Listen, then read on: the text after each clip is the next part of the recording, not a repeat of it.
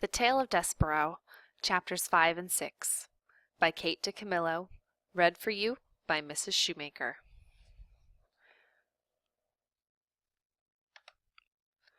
Chapter 5. What Furlough Saw. The Princess P looked down at Despereaux.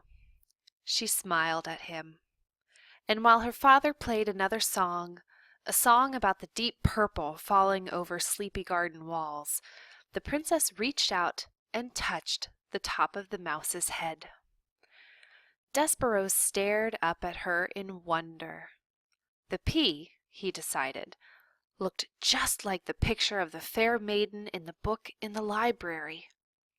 The princess smiled at Despereaux again, and this time Despereaux smiled back. And then something incredible happened. The mouse fell in love. Reader, you may ask this question. In fact, you must ask this question. Is it ridiculous for a small, sickly, big-eared mouse to fall in love with a beautiful human princess named P? The answer is yes. Of course it's ridiculous. Love is ridiculous. But love is also wonderful and powerful, and Despereaux's love for the Princess P would prove in time to be all of these things: powerful, wonderful, and ridiculous.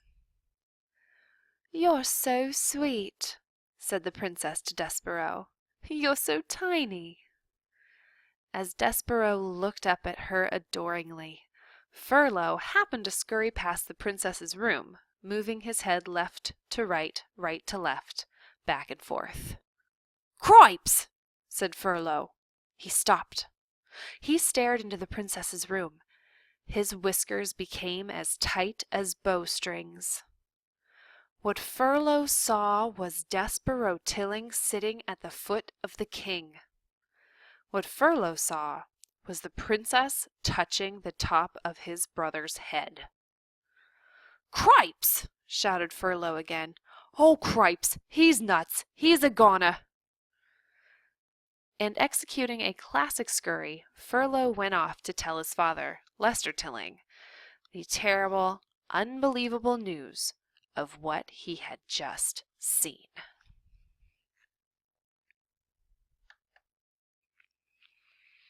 Chapter 6. This Drum. "He simply cannot be my son," Lester said. He clutched his whiskers with his front paws and shook his head from side to side in despair. "Of course he is your son," said Antoinette. "What do you mean he is not your son? This is a ridiculous statement. Why must you always make the ridiculous statements?" "You," said Lester. "This is your fault. The French blood in him has made him crazy." "C'est moi?"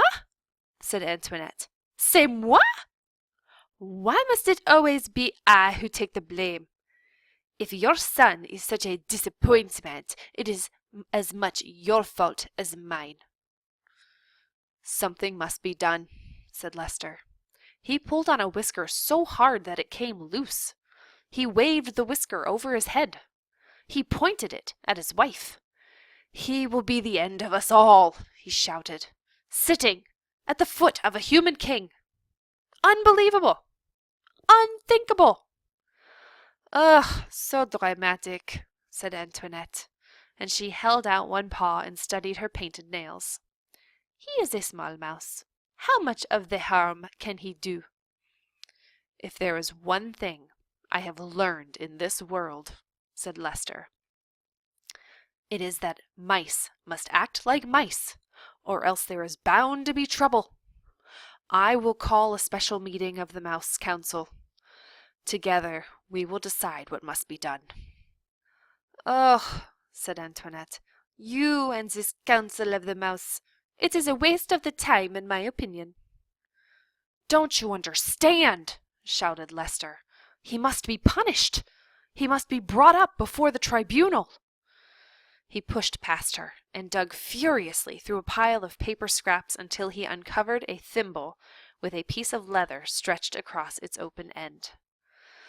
"Oh, please," said Antoinette. She covered her ears. "Not the drum of the Council of the Mouse."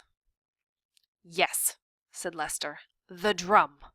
And he held it up high above his head, first to the north, and then to the south, and then to the east and the west. He lowered it and turned his back to his wife and closed his eyes and took a deep breath and began to beat the drum slowly. One long beat with his tail, 2 staccato beats with his paws. Boom, tat, tat, boom, tat, tat, boom, tat, tat. The rhythm of the drum was a signal for the members of the Mouse Council. Boom, tat, tat, boom, tat, tat, boom. The beating of the drum let them know that an important decision would have to be made, one that affected the safety and well-being of the entire mouse community. Boom, tat, tat, boom, tat, tat, boom.